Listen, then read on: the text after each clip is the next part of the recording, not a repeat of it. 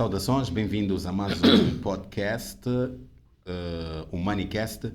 E para esta semana o nosso convidado é o Vítor Machirica, jornalista, assessor de imprensa, um homem com uma carreira muito longa, mas também uma carreira brilhante em várias áreas. Já foi político por excelência e agora é jornalista, já foi delegado do Jornal Notícias na província de Manica.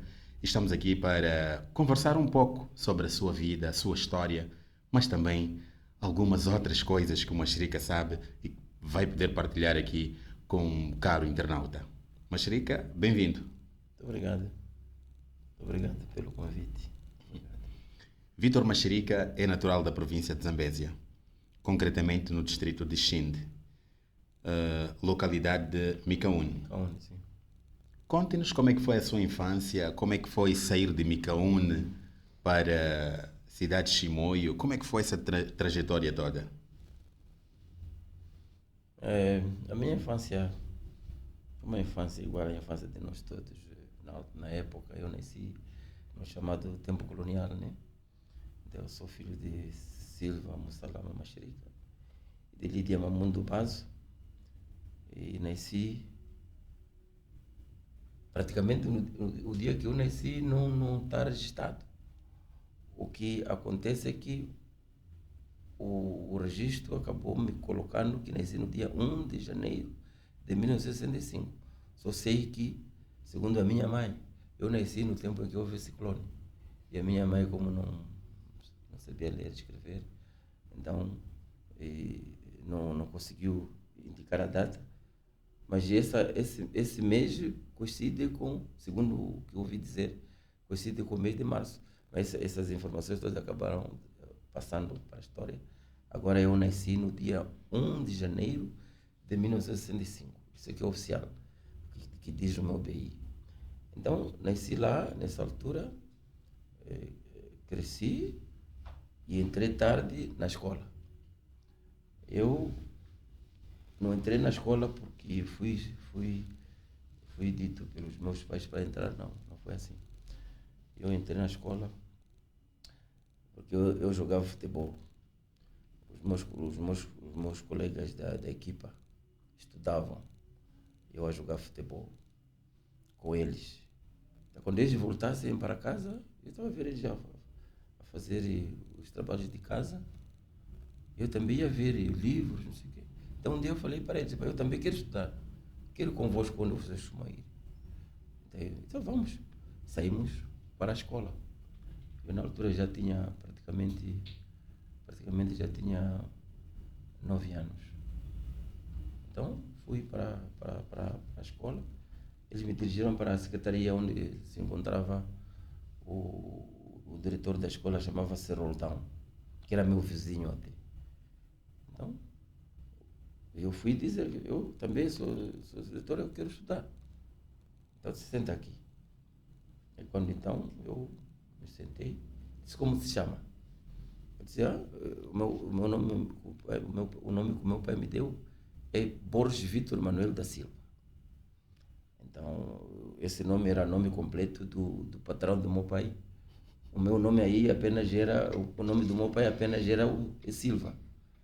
Então, como ele era meu vizinho, eu disse: mas você não é filho de Silva? Eu disse: sim. Mas esse nome todo comprido é de quem? Eu disse: meu pai me deu esse nome. Eu disse: não, você tem que escolher esse seu nome. Para alguns nomes tem que suprimir. Então, escolha um outro nome que possa ser eu possa registrar. Então, eu não escolhi Borges, porque lá em Micaúne, na altura, havia um senhor chamado Borges. Diziam que ele era assassino, matava pessoas. Então eu não quis pegar o nome dele. Não quis ser igual, não quis ter nome de assassino. Sim, então senão ficava pensando que eu sou assassino. Também assassino, né? Então, Manuel, também não quis ser Manuel, porque havia um vizinho ali, tinha Matequenha. Eu não queria ser parecido com aquele senhor. Então depois eu escolhi Vítor, que era o irmão mais velho daquele meu diretor, daquele senhor que estava... Então eu, nesse dia, passei a chamar de Vítor da Silva Machirica. Ok. Então, para dizer que este nome não foi da iniciativa do meu pai. É o nome que Foi escolheu. meu como diretor. Com o diretor. Então, daí eu na escola, quando eu entrei na escola, isso foi em 1970, os anos 1974. Ok. Um ano antes da independência. Sim, um ano antes. Ok. Então, quando então entro na escola, então eu quando entrei na escola já sabia ler e escrever. Oh, Por é? quê? Porque com aqueles meus colegas que eram meus colegas da equipa, eu jogava à frente e eu metia golos. Então quando eles estavam a ler aqueles livros, eu também ia lá, eles me ensinavam. Eu quando fui para a escola em 74. 1974, no mesmo ano, por causa de eu saber ler e escrever, eu acabei sendo transferido para entrar na segunda classe. Ou seja, no dia que eu entrei na escola, até me lembro da lição que eu tive pelo dia. O professor escreveu frutas, banana, laranja, não sei o que, no quadro. Então, era para nós lermos, para escrevermos embaixo como se escreve laranja, banana, não sei o quê. Então, escrevemos aquilo. Eu comecei a dizer laranja, banana, mas no mesmo dia que eu cheguei na escola. Então, aquele senhor disse, como é que você sabe ler? Eu disse, pá, eu não sei ler porque lá em casa eu estudava com os meus colegas. Meus colegas da coisa, da equipa. De futebol. Sim. Então, daí, passado uma semana, eu fui transferido para a segunda classe. Por isso eu não estudei primeiro, eu estudei logo na segunda. Porque aquela turma em que eu estava, eu sabia mais que aquelas crianças que eu encontrei. Então fui estudar na escola oficial, no mesmo ano.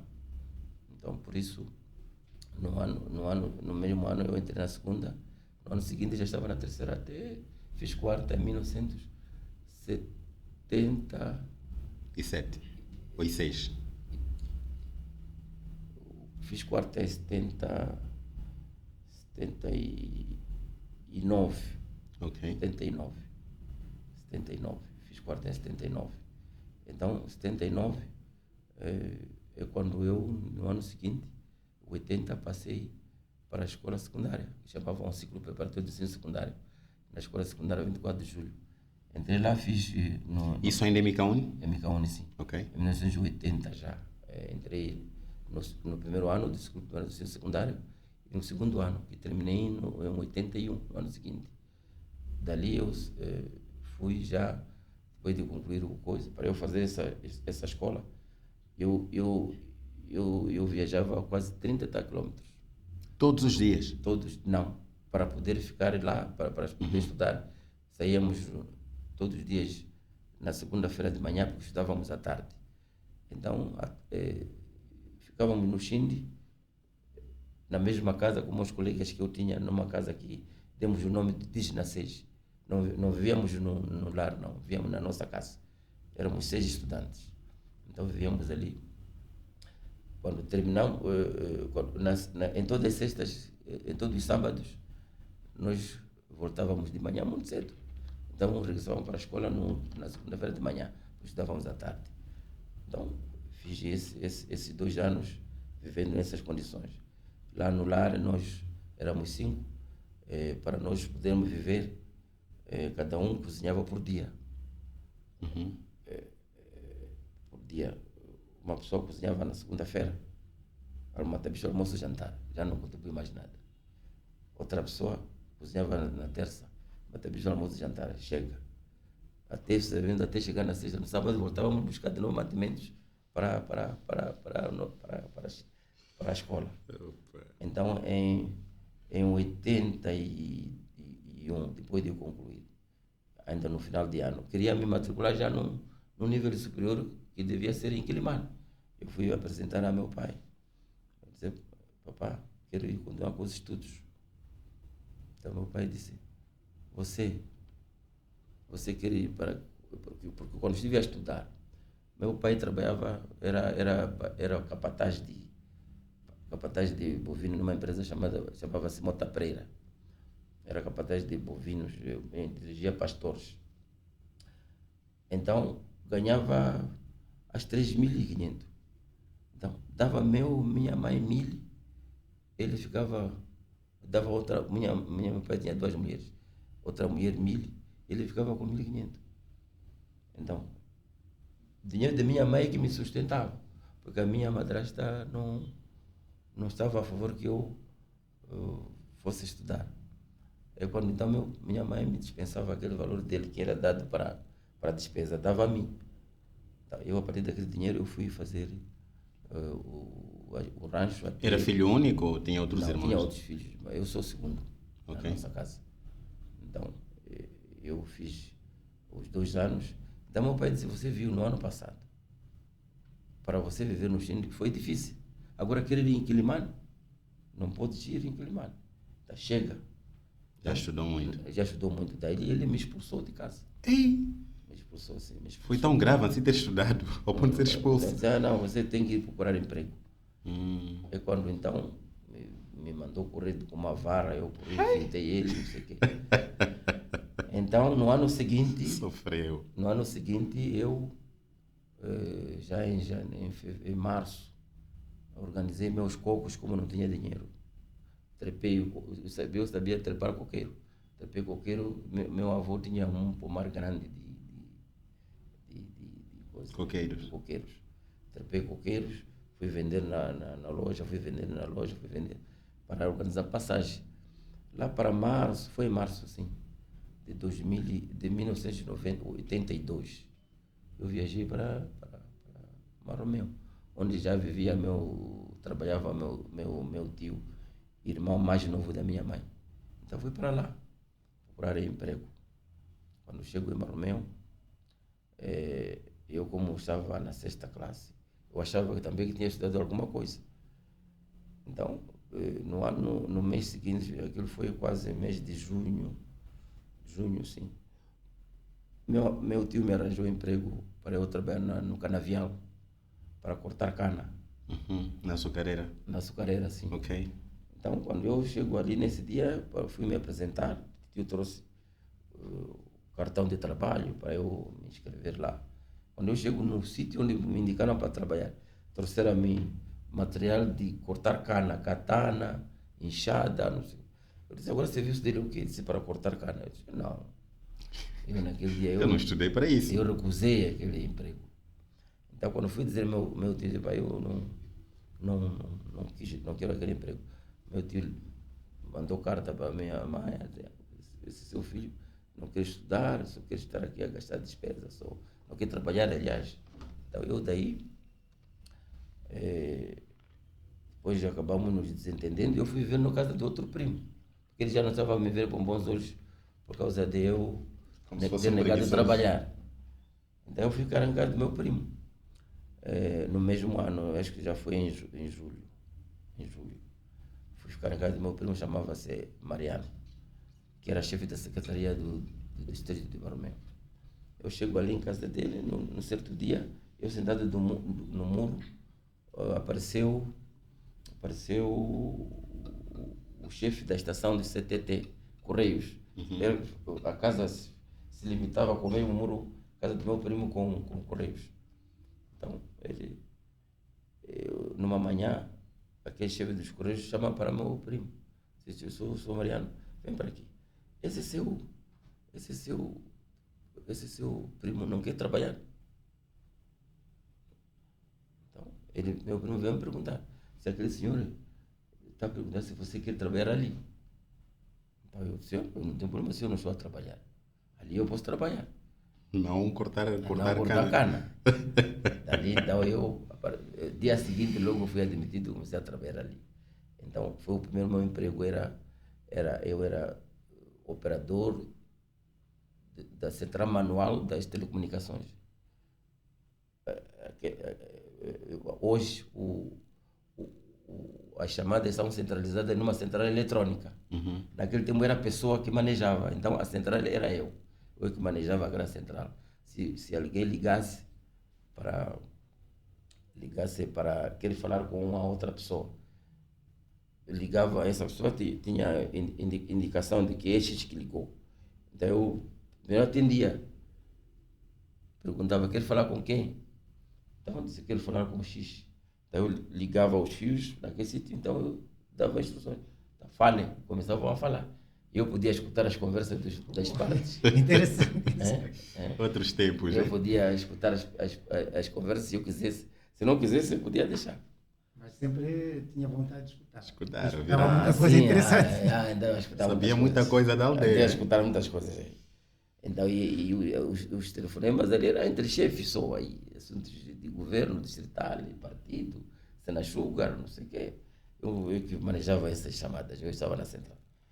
Então, passados 6 meses, já era dezembro, eu não estava a receber salário nesse CTT. Então, liga-me um primo meu, do partido, Frelimo. Ele disse, primo, aqui é um senhor aqui que era secretário particular do primeiro secretário. Foi recrutado para a tropa. Você não quer trabalhar aqui? Eu disse, eu quero. Eu fui falar para meu primo. Meu primo Mariano disse, estão me chamar lá. Dizer, tem uma coisa aí que tem emprego, tem dinheiro, aqui não estão me pagar. Eu fui para lá, no dia seguinte já. Então fui submetido a um teste. Tirei 20 valores. E comecei a trabalhar no mesmo dia. No partido? Como secretário particular do primeiro secretariado do distrito. Na altura, o primeiro secretário, hoje, o primeiro secretário tem um cargo à parte. Na altura, o primeiro secretário era também o administrador do distrito. Então, eu era secretário particular do primeiro secretário, porque ele tinha 2 gabinetes. Tinha um gabinete Se no fosse partido. hoje, diríamos secretário permanente. Não. Secretário particular mesmo, para atender. Não. Diríamos que era secretário, era assistente do secretário permanente. Se fosse hoje. Não. Não? Não, é que na altura estávamos no partido único. Então, o primeiro secretário, o primeiro cargo era primeiro secretário, depois é administrador do distrito. Hoje, no mesmo distrito, tem 2 chefes. Tem primeiro secretário, tem administrador. Naquele tempo era só primeiro secretário e administrador do distrito. Então, ele tinha 2 gabinetes. No gabinete do partido, eu era o secretário particular do primeiro secretário. Mas ele também tinha um outro secretário no governo. Então a mesma pessoa era administrador e era Primeiro secretário. secretário e administrador. Ok. Então, eu era secretário particular do primeiro secretário. Isso foi já em dezembro de 1982. É aquele sistema do... É o ano que eu comecei a trabalhar praticamente com salário. Na altura me pagavam 2.604. Acabei ganhando mais do que aquele dinheiro que queriam me dar, porque naquele emprego que eu recusei era para ganhar 2.100 para 80. Então ali logo o meu salário subiu, 2.704. Quando fui falar para meu tio ficou também, não gostou da história, porque eu estava super, era chefe já. Havia problemas, então. Então eu fui falar, não sei o que, daí fui comprar minha casa, vizinho do meu tio, no mesmo bairro, no mesmo ano. Então, no ano seguinte, porque ela já é dezembro, né? No ano seguinte, lá para meados, eu fui já comprar minha casa, comecei a ver sozinho no bairro Sansão Mutemba. Então, neste mesmo ano, foi no ano seguinte, 84, eu fui indicado para ser chefe de setor de registro membro de estatística. Então, deixei de ser secretário particular, fiquei chefe de setor. Então, quando meu chefe, na altura havia muita guerra lá, meu chefe abandonou o distrito, foi para Maromeu, foi para Beira e não voltou mais. Eu fiquei a substituir todo o ano 80, não, finais de 84, 84 sim, até todo o ano de 85. Então, quando foram ver que tinham que substituir o chefe. Então, eu na altura era muito jovem, acho que tinha uns 24 anos, 24 ou 26, não me lembro bem de quantas pessoas posso fazer as contas. Dali então, eu fui indicado fui eleito secretário para a organização do partido. Frelimo. Frelimo, sim. Então, nessa qualidade, eu já era chefe grande no distrito. Quando o primeiro secretário saísse, que era o administrador, na altura era deputado. Então, eu ficava a substituir. Administrador substituto. Sim. E havia uma comissão, substituí por mais 2 vezes. Havia uma comissão que ficava, eu era chefe, mas depois logo o comandante era adjunto, depois tinha diretor da educação a substituir o administrador. Ele era deputado da Assembleia da República, na altura popular. Então, fiquei lá. Então, daí tivemos guerras lá. Em 80, o primeiro ataque que nós tivemos, morreu o meu administrador. Aliás, isso foi até antes. Foi antes, quando eu era secretário particular, é quando morreu o administrador. Depois, nos ataques seguintes, nós acabamos fugindo para a China. Então, depois, numa dessas viagens, eu indo para fui para Beira, depois fui para Zimbábue. Quando voltei, tinha meu irmão que trabalhava aqui. Então, eu já não tinha ficado muito tempo sem ir para Baromeu. Então, a fugir do conflito. Então, daí acabei passando por aqui, apareceu também o Gauti. Você conheceu o Gonçalves Gauti, porque eu comecei, enquanto estava em Baromeu, como secretário, ou como chefe de setor. Eu estava a colaborar com notícias. Ok, era Então, correspondente. Era correspondente do distrito. Então, quando em 93, Gauti apercebe-se que eu estava aqui, saído de lá. Então, na altura não havia telefone, ele me procurou aqui. Mas, Dom Machirica, quanto tempo levavam as notícias que eram escritas de Marromeu para Beira? Não, nós escrevíamos na máquina, né? Ok. Pois punhamos no envelope, tínhamos voo lá quase diariamente. Mandávamos para a Beira, então na Beira escreviam de novo, mandavam para Maputo. Era assim toda a gente, mesmo da rádio. Eu também fui correspondente, colaborador da rádio, até do Diário de Moçambique, dessa forma. Ok. Sim. Então, quando, naquele ano, em 93, então o Gauti me apanha, me procura, na minha casa vivia no coisa. Você não quer trabalhar para notícias? Quer dizer que todos os empregos que eu já tive, eu nunca procurei emprego. Yeah. Eu sempre, alguém me oferecia. O primeiro que foi de telefonista, alguém me chamou, no partido me chamaram, no Notícias me chamaram. Até quando também fui assessor de imprensa, também fui ligado. Eu nunca concorri para um emprego. Então, o que aconteceu foi que, dali eu comecei a trabalhar para Notícias. Em 93. Fiquei também aquele tempo todo, mas fui admitido formalmente já em 1994. E estou no Notícias desde 94. Estando em Notícias, acabei sendo... Também tive outras oportunidades, como essa, por exemplo, de assessor de imprensa. Doutor Machirica, fala-se muito de Micaúne, né?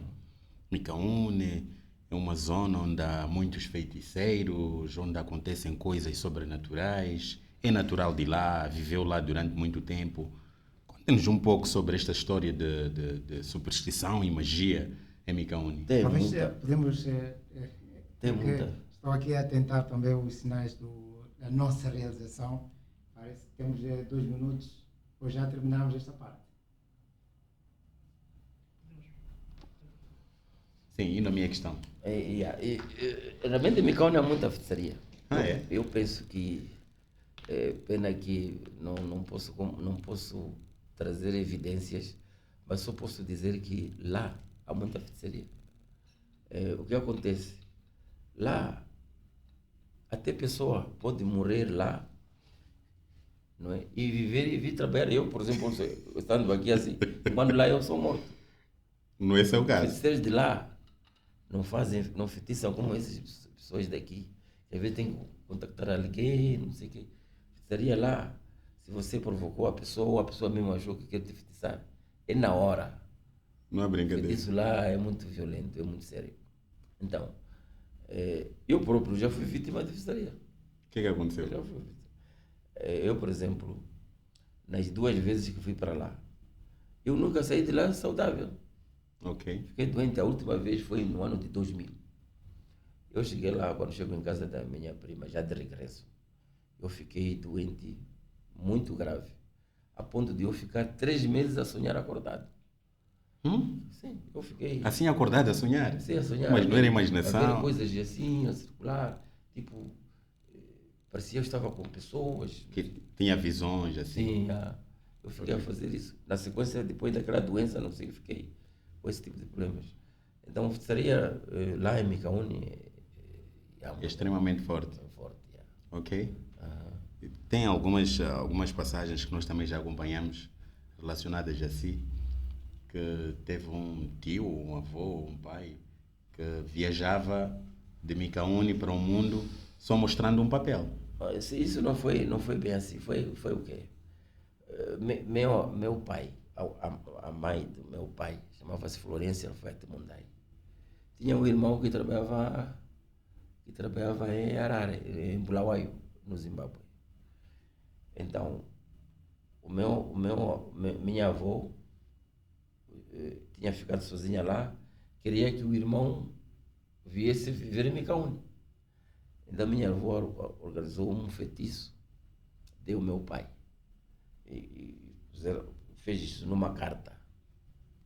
Numa carta. Então, não havia transporte para sair de Micaúni para Zimbábue. Então, meu pai, mais de um amigo dele chamado Zé, mais uma outra pessoa que não me lembro, eram 3. Saíram de Micaúni a pé. Saíram de Micaúni a pé. De Micaúni até Mutare. A pé. A pé. Meu Deus. Eu não sei, acho que podem ser uns 700, 600, 700 quilômetros. Pode ser. Então, ficaram 3 meses para fazer isso. Meu Deus. 3 meses. Então, quando chegam em Mutare, o chefe do grupo era o Zayaya, o mais velho também, que conhecia Zimbábue. Então, ele trazia um papel. Aquele papel era dinheiro, era bilhete. Ok. Tá vendo o comboio? O comboio tem Carruagens. aqueles carruagens têm 3 lugares, cada coisa tem um sai no meio. Então o chefe do grupo sentava na ponta da carruagem, né, do assento. Então o cobrador do comboio, se passasse, o Zé só mostrava aquele papel. Achava que todos esses senhores já pagaram coisa. Era bilhete. Era bilhete. Isso aconteceu. Doutor Machirica, vamos a um breve intervalo. Sim. Nós voltamos para mais histórias de Micaúni e muitas outras coisas. E na segunda parte, atenção, vamos falar aqui sobre a fé, sobre 2 aspectos, né, que é a fé em Deus e o ateísmo. Consta que o Sr. Machirica não acredita em Deus, ou posso dizer por outras palavras, é ateu. Mas vamos falar isso na segunda parte com mais detalhes. Jusic Media. Comunicação e multimédia. Eternizamos momentos únicos, como eventos corporativos, casamentos, celebrações especiais, através da magia da videografia e fotografia. Na Jusic Media, mergulhamos na arte da comunicação visual para transformar cada segundo em lembranças que perduram para sempre. Transmitimos a essência e a emoção de cada ocasião. Jusic Media, sua imagem, nosso dever. Bem-vindo de volta, caro internauta. Eu quase sempre quero dizer ouvinte, por causa do hábito profissional, mas agora estou um pouco mais certo do que falo. É internauta, sim, que está a acompanhar o nosso podcast. Vou aqui convidar para subscrever o nosso canal, Jusic Media. Percebemos que muitas pessoas vão lá visualizar os vídeos, os podcasts, mas poucos subscrevem. Apoie esta ideia, esta iniciativa. Não apenas visualize, é verdade que tem estado a aumentar o número de visualizações, mas os subscritores são poucos. E agora estamos na segunda parte da nossa conversa com o nosso convidado, Vítor Machirica. Aqui já dispensa qualquer apresentação, pois o colega Dino Kassamo fez logo na primeira parte e apresentou um pouco sobre a sua história. Mas ficou aqui alguns dados sobre a história, ou podemos avançar já para Podemos a avançar, parte podemos nossa avançar. conversa, né? Eu acho que de Micaúne teremos muitas oportunidades ainda para falar. Né? Vamos a outra parte da conversa. Sim, e agora mesmo um pouco sobre a questão de fé. Doutor Machirica, ou Sr. Machirica, como queira, é alguém que fala de alguma forma ou demonstra ser ateu por aquilo que fala sobre Deus e demonstra a não ter crença em Deus, mas isto não vem assim de ano leve. De outra forma também demonstra que foi alguém que leu a Bíblia, conhece os ditames daquilo que a Bíblia fala, mas desacreditou, vou usar esse termo. Por que isso aconteceu? Eu penso que isso aconteceu por causa da própria Bíblia e da própria religião. E que hoje os que rezam, os que adoram a Deus, o fazem, eu acho que por imitação dos seus antepassados e porque eles não questionam nada sobre religião, sobre Deus, sobre Bíblia. Então, aquilo que lhes foi posto a saber, eles cumprem fielmente. Então, como eu estava a dizer no início, eu de princípio minha família era muçulmana. A partir de um certo ano, os meus pais decidiram descomungar-se dessa religião, porque havia fome na altura e importava que comêssemos carne de porco. Os muçulmanos não comem carne de porco. Então, entre outras coisas que havia lá, havia carne de caça, e muita carne, uma parte da carne de caça era de porco, do mato. Então nós fomos, é uma semana que se faz ali, nós descomungamos e passamos a rezar na igreja católica. Ficamos cristãos. Isso já quando eu era criança lá em casa dos meus pais. Então quando eu já viajo já para fora deste moço, sobretudo a partir de Marromeu, eu comecei a frequentar em igrejas não católicas. Quando meu filho ficou doente, o Eliseu ficou doente, então meu tio me aconselhou a ir a uma igreja para poder beneficiar de oração. Então eu fui à igreja, foi-se fazer essa oração, meu filho não curou, e acabei saindo dessa igreja, fui entrar na outra igreja, não aconteceu nada. Então, no fim, estando mesmo ainda em Chimó, eu acabei sendo contactado com Testemunhas de Jeová. Então me contactaram, disseram para eu estudar a Bíblia. E eu comecei a estudar a Bíblia. Tinha um livro que eu estudava, não me lembro hoje, mas então eu comecei a estudar a Bíblia, comecei a entender a Bíblia na perspectiva das Testemunhas de Jeová, porque aquela Bíblia é interpretada de várias formas. Por isso também eu penso que um livro que seja assim. Então, o que acontece? Eu, quando entrei naquele emprego que eu disse no Notícias, Testemunhas de Jeová não gostam de pessoas que fazem vivas, não pode cantar hino nacional. Então eu, quando fui despedir meu instrutor bíblico, então ele disse, afinal você vai nesse emprego, ainda esse emprego não vai te ajudar. Praticamente não queria que eu estudasse, que eu continuasse, fosse trabalhar. Então eu comecei a ver, não, isso aqui não ia sair bem. Então acabei saindo dessa igreja, daí fui fazer o trabalho. A partir daí, já com o conhecimento que eu já tinha na Testemunha de Jeová, com o advento da internet, comecei a ter muita informação no YouTube e na internet, no Google, eu comecei a pesquisar a Bíblia para entender mesmo o que está a acontecer sobre o mundo em relação a Deus. Deus criou o mundo. Criou o mundo e criou o homem, segundo a Bíblia, para viver para sempre.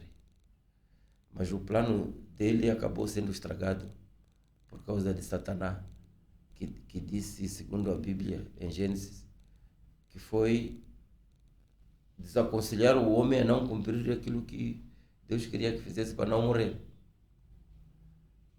Então, aí começa a minha pergunta. Deus é omnipresente, onisciente, omnipotente. Significa que quando Satanás saiu do céu para vir se encontrar com os homens, Deus estava a ver. Porque ele é omnipotente, omnipresente e omnisciente. Sabe de tudo ao mesmo tempo. Por que não impediu que ele fosse fazer aquilo? Das perguntas. Por que não impediu que depois o homem comeu? Por ser enganado por um ser superior a ele, porque aquele era um ser, o Satanás é um ser espiritual. Deus, porque ele não perdoou o homem? E hoje, para você chegar a recuperar a vida eterna nesse novo mundo que se espera, você tem que morrer primeiro, ser enterrado, depois vir a ser ressuscitado. É muito difícil acreditar que um morto possa voltar a viver. Quer dizer, falando biblicamente, é possível aceitar isso. Mas falando na lógica, um morto, como meu pai que já morreu, meu filho, nossos vizinhos que já morreram, os antepassados, um dia vir a viver, isso não acho normal. Para além disso, Deus diz que o homem concebeu o homem com livre-arbítrio. Se foi assim que o homem tem concebeu o homem para ter livre, para escolher o que quer para viver, por que Deus impõe regras a uma pessoa que já não pode?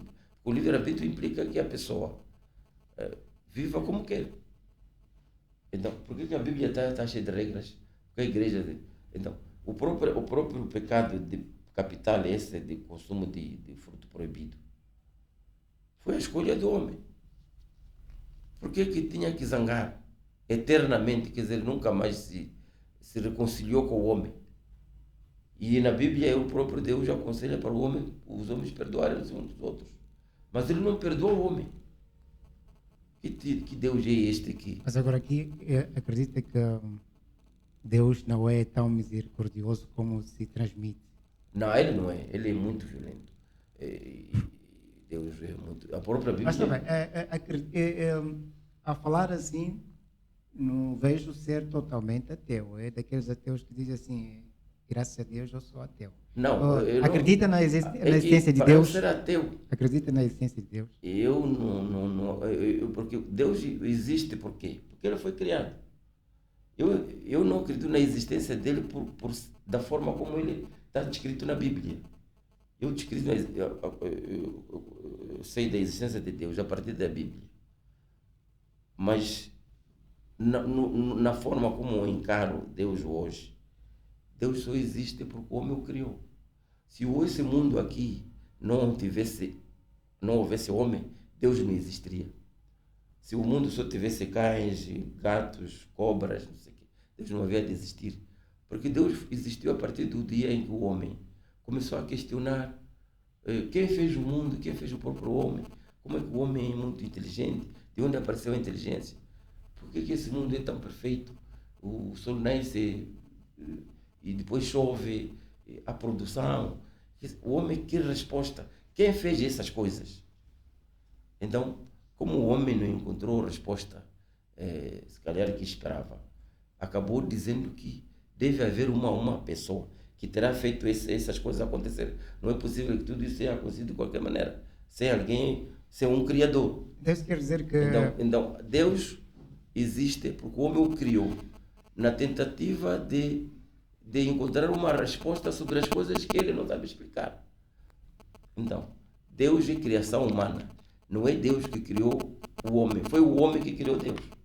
Mas eu quero dizer que falar isso não se difere com a criação mitológica dos deuses gregos, egípcios. Não faz muita diferença, porque naquela altura os homens criavam a ideia de que existe um Mas Deus. é exatamente isso. Então Deus também vem A desta diferença perspectiva. é que esse Deus da Bíblia. É uma questão de imaginação do homem. Sim, sim. É, da mesma forma que o homem criou Deus Sol e Deus montanha, esse também é um Deus que o homem encontrou. É por isso até hoje, mesmo hoje estamos aqui na Terra, há muitos deuses que estão a ser adorados. Na Índia, por exemplo, onde estive há dias, até se reza para boi. Boi que aqui é carne, lá é coisa. Lá é Deus. Então, esse Deus também é um desses deuses aqui. Só que a diferença desse Deus foi que dizem que ele vive no céu. É invisível. Como é invisível, mas o homem diz que ele vive. Como o homem sabe que ele está no céu? Alguma vez Deus já chegou aqui para dizer que eu estou a viver aqui? Vive no céu. Mas quem é religioso acredita que Deus existe porque há sinais que ele imita. Como? Desde a oração que a pessoa faz. Mas a oração não é Deus que faz, é o homem que faz. É supostamente para Deus. Eu acho que aquilo é quer dizer, a pessoa torna-se monólogo, está a falar para si, para o nada. Quer dizer, é por isso que não há ninguém que já teve uma resposta de uma oração. Vocês podem dar um exemplo de alguém que teve um pedido a Deus e que foi respondido? Se é Deus, se existe lá no céu, para onde você dirige a oração, quer, por exemplo, ter um estúdio como esse, você rezando, você pode ter esse estúdio? Não. Mas sempre acabamos Não é dizendo possível. que graças a Deus conseguiu. Não, graças a Deus, ainda, isso é por isso que eu costumo dizer que isso o homem é muito ingrato. Ou é força de expressão? Okay? Sim, não tem é nenhum- ingratidão. O homem, por exemplo, quando você adquire um feito, quer dizer, eu te ajudo te ofereço esse equipamento aqui. E eu, Vitor Macherica, ofereço-te o equipamento. Você ao agradecer, não agradecer a mim, eu vou agradecer a Deus. Isso é falta de respeito. E mesmo em frente ao Macherica. Sim, já graças a Deus o Macherica me deu coisa. Isso não é normal. Quer dizer, Ofende o Macherica neste caso. A pessoa que fez. quer dizer, eu fiz esforço para oferecer a coisa. Você, em vez de agradecer a mim, está agradecendo uma pessoa que nunca fez nada. Você andou a rezar milhares de anos, nunca deu equipamento. Eu te dei equipamento, você está a agradecer a Deus. E depois até justifica cá, não. Deus é que empurrou uma Macherica para dar. Quer dizer, faz-se muito esforço para dar direito, para dar autoria a Deus aquilo que o homem está a fazer. Há muito esforço. Tem a questão dos médicos, por exemplo, que eu aqui não vou me posicionar, mas faço a questão de forma aberta. Sim. Tem os médicos que eu vi o exemplo, até apresentam isto em forma de meme, em forma de um sketch teatral. O médico faz lá todo o esforço e a pessoa fica bem e enfrenta o médico, a família, alguém da família diz: "Oi, e graças a Deus houve um milagre, meu filho Na está presença curado." do próprio médico. Sim. Aquilo é grande abuso. Quer dizer, o médico ficou 7 anos Mas não é uma previsão de Deus para que o médico desse não teve uma Deus, inspiração se fosse, divina para que fosse Deus a fazer aquilo, não haveria a faculdade de medicina. Os religiosos na igreja seriam Deus, aqueles pastores ficavam médicos. Rezando só você não se torna médico. Você tem que estudar. Então quem estuda não é Deus, é o homem, filho de alguém. Que vai, o pai lhe matricula, até fazer plano, você tem que ser médico. Eu também quero ser médico, então só vai estudar. Sai da escola a saber como se faz uma operação. Quando opera, ele tem certeza de que isso vai sair bem, porque ele estudou. Mas quando sai-se bem aquela operação, a pessoa que foi operada ou os seus familiares, em vez de elogiar o médico que usou o conhecimento para salvar aquela vida, vão agradecer a Deus. Isso eu costumo pensar que é ingratidão. Por causa de quê? Por causa do homem. Tudo atribuir a Deus. E é por isso alguns próprios inventores do próprio Deus hoje estão a reclamar com o nível de adoração que os africanos estão a fazer para com Deus. Os que inventaram Deus hoje até nem rezam. Os africanos, em todo o bairro tem igreja. Todo sítio é a igreja. Então, nós que fomos impostos esse Deus aqui, que é até Deus de Israel, né? Que nós estamos a rezar aqui em Moçambique, é Deus de Israel. Esse Deus de Israel, que é Deus dos católicos, que deve ser o mesmo Deus dos israelitas e do povo asiático. Então, esse Deus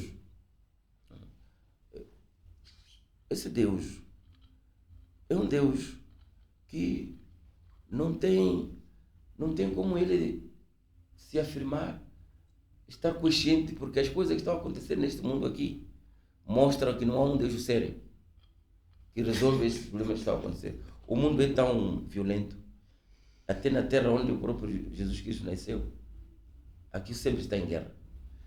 Lá onde o próprio Jesus Cristo nasceu, nem é adorado.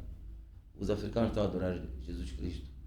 Aqui, que nós nem conhecemos a Ásia, até eles conhecem aqui. Mas, há quem acredita que isso seja os sinais dos tempos, da vinda de Jesus. Nada. Porque a Bíblia fala das questões, dos sinais da vinda de Jesus, que o mundo estaria nessa situação, e até também mostra, alguns fundamentam que acontece isso porque Deus está zangado com o pecado do mundo. Não pode fazer sinais assim, quer dizer, quer dar sinal, dá. Porque Deus tem que dar voltas para... Quer dizer, Deus precisa de dar muitos sinais para mostrar que Ele existe. Eu estou zangado. Quando zanga traz uma tempestade, zanga traz cheias, zanga cria guerra.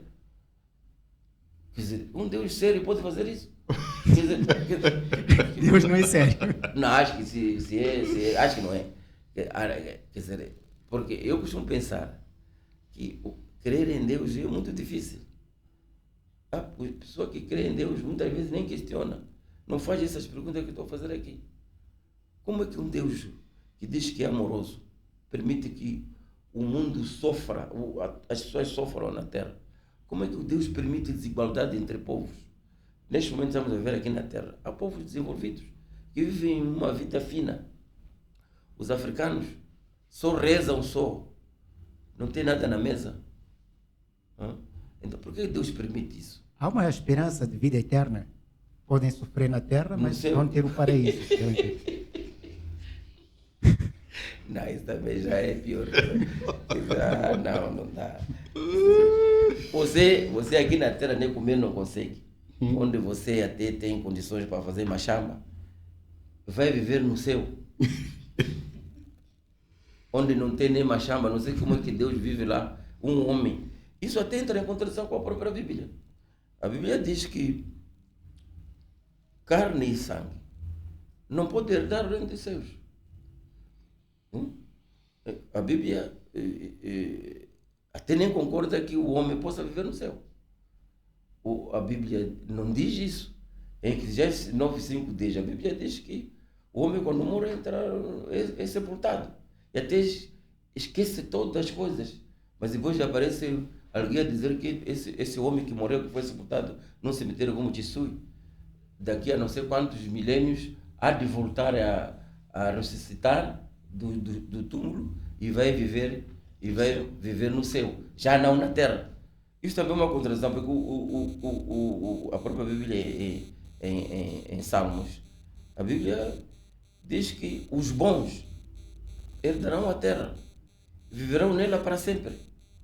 Mas já outras igrejas dizem que não, a pessoa vai viver no céu. Como é possível Deus fazer a terra para o homem? De repente mudar de plano, já quer o homem viver no céu. E por que não lhe manda agora viver para lá, precisar de morrer? Para ele haver caminho que vai para lá, para não sair da morte. Agora, há uma outra pergunta, que eu vou dizer assim, prefiro dizer que é uma pergunta que eu não quero calar, mesmo que seja feita por mim, mas que é mesmo a propósito da questão de enviados de Deus. Acredita que hoje temos dos profetas que surgem, apóstolos, outras várias designações de sacerdotes que sejam enviados de Deus, falam com Deus, recebem recados de Deus e transmitem para os homens? Essas pessoas existem porque se revelam elas próprias, não é Deus que envia ninguém. Porque um inexistente não envia ninguém. Aliás, se fosse que esses são enviados, não estariam a mentir tanto, não estariam aqui a fazer andar a cobrar dinheiro nas igrejas não estariam a fazer essa confusão toda que nós temos vindo a assistir. Uma série de barbaridades que as igrejas estão a fazer.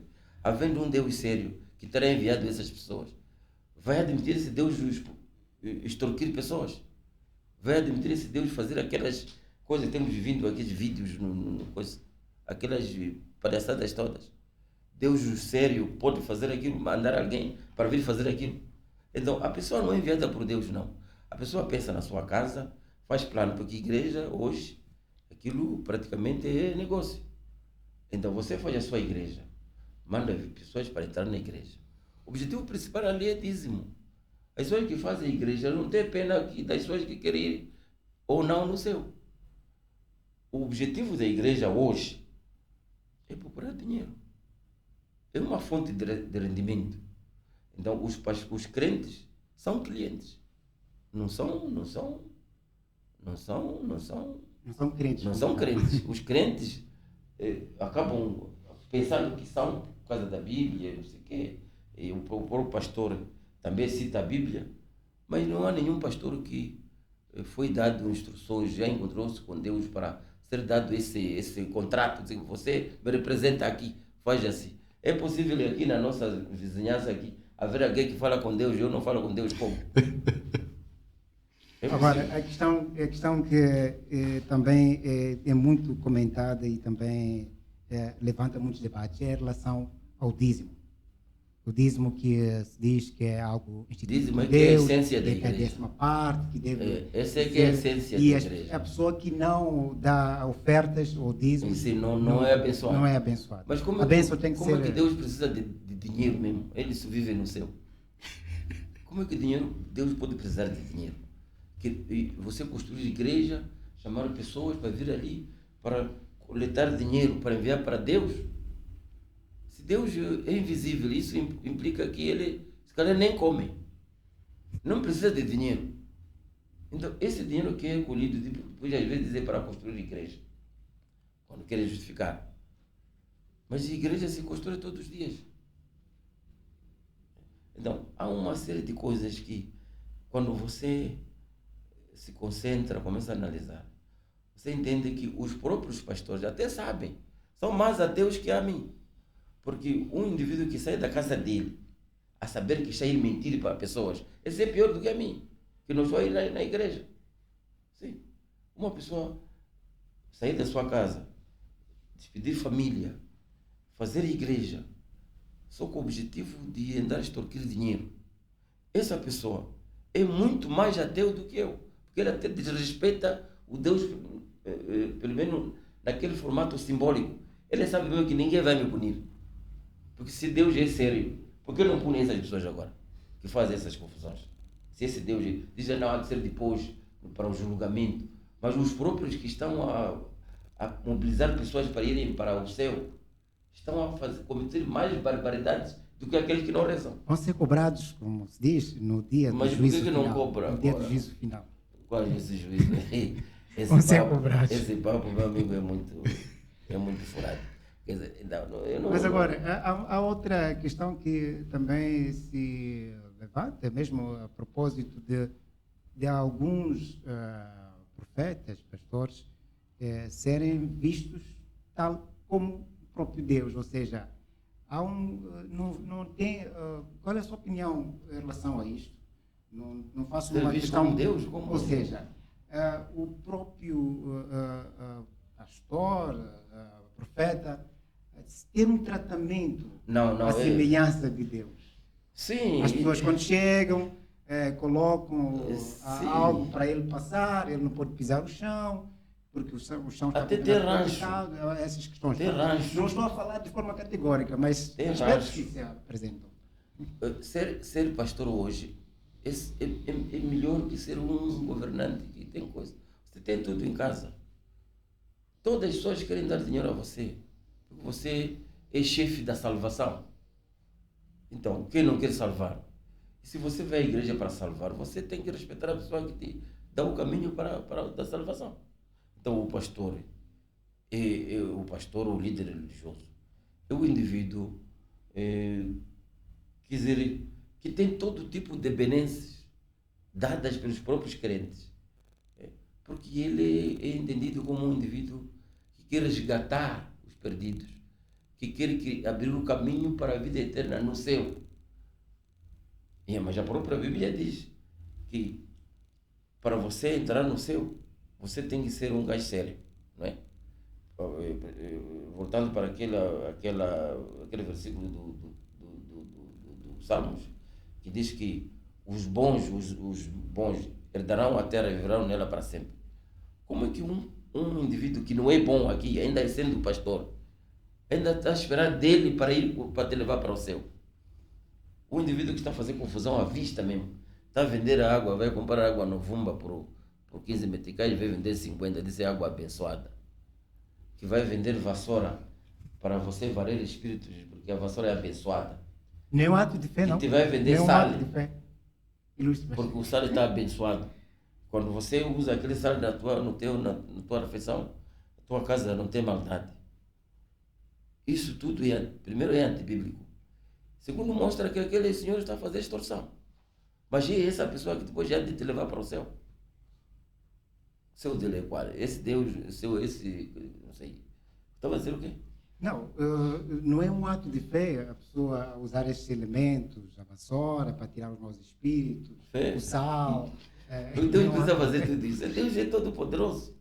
Deus é todo poderoso. Eu, como dizia, eu todo poderoso, omnipotente, não sei. Para você chegar a Ele, nem precisa de intermediários. Se Ele, Deus, criou a nós todos, porque tem que usar pastor, ou tem que usar, você tem que se curvar. Deus, se fosse um pai, seria daqueles pais que são agredidos pelos filhos. Como é que uma pessoa exige que um filho se ajoelhe perante seu filho? Nós fomos criados por amor de Deus. Deus nos amou para nos criar, segundo diz a própria Bíblia. Mas amor é essa, você para ser aceite, você tem que fazer preces. Para viver bem, acordar tem que pedir. Para me proteja. Quando quer dormir tem que pedir. Quando quer comer... Então, um Deus tão mau, que impõe regras, mas diz que o homem tem livre-arbítrio. Para você viver, você tem que pedir a Ele para fazer. Mas diz, você está livre. Como é que você vai estar livre e ao mesmo tempo tem muito controle rigoroso dessa pessoa que diz que você está livre? Se fosse no presente momento, isso seria censura. Deus censura o homem de acordo com aquilo que nós queremos na imprensa, né? Nós hoje estamos a falar assim livremente por causa da liberdade de expressão. Mas Deus não permite isso. E quando você faz isso, até isso já é diabo. Quer dizer, e ele diz, ele que criou o diabo, mas não quer que o diabo exerça a sua função. Porque ele próprio Deus diz que ele que criou tudo, criou o bem, o mal, a morte, o sofrimento. Ele é criador de tudo, de mal e de bom que existe na terra, incluindo o próprio diabo. É criação dele. Quando o diabo opera, ele zanga por quê? Se ele não quer que ele faça alguma coisa, ele é Deus Todo-Poderoso. Por que não mata esse diabo? E por que leva o homem carnal, descarrega o diabo do céu para se juntar ao homem, para o homem começar a escapar-se de uma pessoa invisível? Como é possível não escapar-se de uma pessoa invisível? Esse exercício é muito penoso. Deus não pode ser mau assim. Quer dizer, não pode querer ser amado fazendo coisas impossíveis. O homem não tem que amar por perceber que, afinal de contas, eu também sou amado. Não é por pedir favor. O amor não se impõe. E quem ama não exige nada em troca. Te ama só. E Deus devia ser assim. Ele, como é Deus de amor, segundo a Bíblia, ele devia praticar isso na prática. Devia deixar que as pessoas vivessem no amor, mesmo em relação a Ele mesmo. Entre nós e em relação a Ele. Agora, é esse Deus que deve existir lá, vivo. Que ainda está vivo lá no céu, a ver todas essas coisas que estão a acontecer há milênios. Nós hoje estamos no ano 2024. Mas temos 6 milhões de anos atrás disso, segundo nos contam. Esse Adão nasceu não sei há quantos milhões de anos. Mas até hoje, punição não acaba. Disse que há de vir coisa. Quer dizer, não é justo isso aí. Mesmo o homem que é imperfeito, faz cadeia com limite. Condena 30 anos, 20 anos. Deus condena milhões de anos. Agora, doutor Machirica, uma outra questão aqui, para terminar, creio que estamos quase no fim da nossa conversa, e esta é uma conversa que é uma conversa sem fim mesmo. De certeza, há algum profeta, algum pastor vai reagir e vai querer aqui um debate, um frente a frente. Estará disposto para isso? Sem crise. Não vai ser. É que não há nenhum problema. Porque mexer com esses aspectos, de certeza Não, é mexer com o negócio. Cria Você quando mexe isso, estás a mexer com o negócio de muita gente. Assim que estou a falar aqui, se sair, há de haver reação. Vai, com certeza. Sim, porque as pessoas vivem disso. É empresa isso. Eu estou a estragar negócio de pessoas. E ninguém quer ouvir isso. Até podem inventar que não, você vai ser morto. Mas tomou contra Deus. Sim. Agora se eu morrer, qual é a diferença? Se eu morrer hoje e morrer amanhã, não é igual. Se meu filho, que é mais novo de mim, morreu com 28 anos, em 2017, eu morrer por falar isso, é problema. Mas agora, quando... aqui a outra questão que era importante apresentar, que é em relação ao Filho de Deus, segundo a Bíblia, Jesus. Mas em poucas palavras, acredita que Deus enviou o seu Filho, como diz a Bíblia, primogênito, e para morrer, para salvar a humanidade. E por isso que hoje temos essa possibilidade de perdão dos pecados. Veio anular aqui a lei de Moisés, dentro por dentro, olho por olho, e veio trazer a graça, veio trazer a glória, o perdão. Acredita que foi enviado o Filho de Deus e através dele veio salvar a humanidade? Eu até essa pergunta devia fazer aos israelenses, os árabes lá, os judeus, onde ele nasceu. Lá não crê nele. Como você vai falar para mim, sou moçambicano? Como que vai exigir que eu acredite num indivíduo que não é acreditado no sítio onde ele nasceu? Então, não é para eu acreditar por medo ou por não querer dizer que acredito. Jesus Cristo pode ter nascido lá onde nasceu, mas dizer que é filho de Deus, isso é muito questionável. O próprio Deus tem um único filho lá e diz que também nós somos filhos dele. Agora, nós quem somos? E a própria Bíblia diz que ele é filho único, primeiro e único. E nós quem somos? Nós somos filhos dele. Por que está preocupado conosco? Se a família dele está no céu, por que está preocupado com os homens? A família deles são espirituais. Por que está preocupado com os homens? Por que quer convidar os homens para o céu?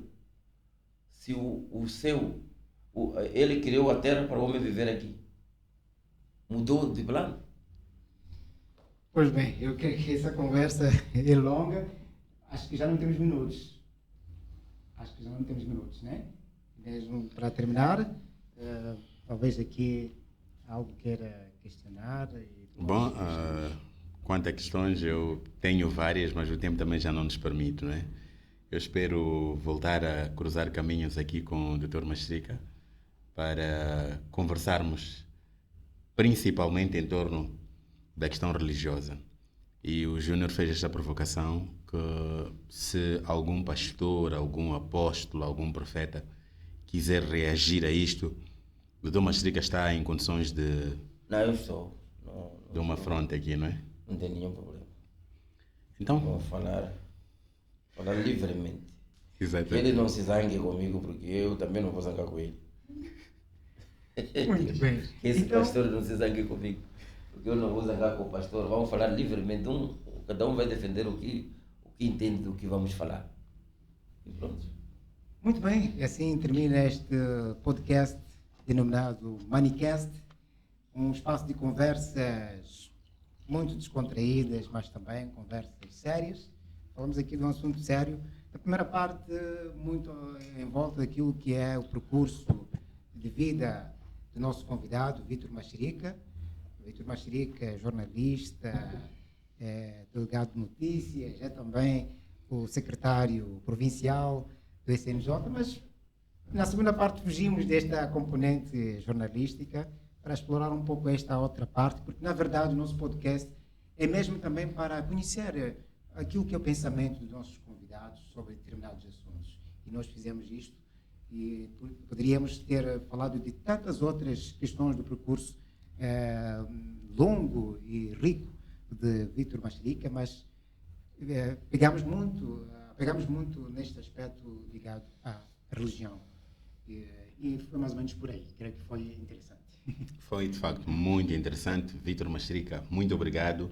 Nós esperamos voltar a cruzar caminhos consigo aqui na Jusic Media para falarmos de vários assuntos relacionados com a vida de cada um de nós, mas também, sobretudo, questões sociais. Estivemos agora a falar de religião. Provavelmente, numa próxima ocasião, poderemos falar de jornalismo, que é o que nos liga, não é? Vítor Machirica, como foi dito aqui, é jornalista. É verdade que não falou tanto da carreira dele como jornalista, mas nas próximas ocasiões vamos sim querer ouvir um pouco mais sobre Vítor Machirica neste ângulo. Muito obrigado.